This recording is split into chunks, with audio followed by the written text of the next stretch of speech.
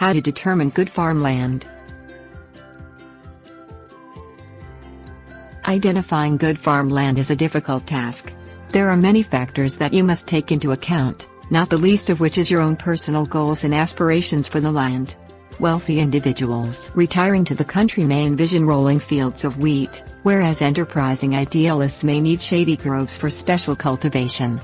Obviously, the land must differ in its essential qualities to meet the criteria of good farmland for each individual, and this doesn't take into account the fact that there are more than two types of people looking for farmland these days. Understanding the underlying elements of land and geography, though, will enable you to take a critical look at any land in question to make a determination of its inherent value for your specific purposes. Things you will need: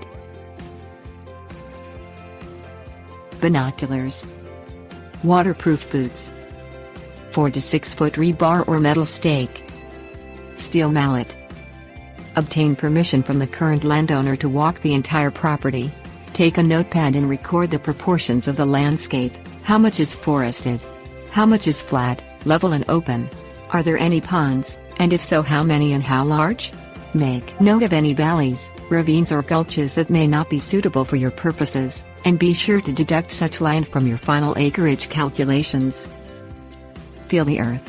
For agricultural purposes, you'll certainly want a black, loose soil.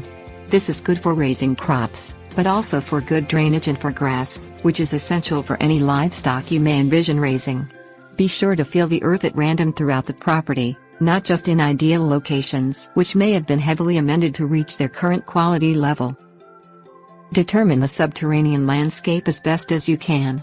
You don't need to know what lies beneath the soil 20 feet down, but understanding how rocky it is at 2, 3 and 4 feet deep can be extremely helpful. Rocky land may be suitable for livestock and certain crops, but it can make large-scale crop production difficult if there are sheets of limestone just beneath the soil surface. Examine neighboring land, not just the land in question. Farmland that lies downhill from a manufacturing plant may have chemicals or other harmful substances leaching into the ground, making crop production and animal health poor. Most likely, this will not be a problem, but it can be difficult to unload such land once it is in your hands. Purchase farmland only if it meets your specific needs, unless you are willing to be forever confined to whatever qualities a certain beloved property offers. In some cases, that works out fine, but for many individuals the result of such a land deal can be financially catastrophic. It is much better to look for farmland with a clear idea of what you are going to do with it, so make your final plans before you start touring the countryside.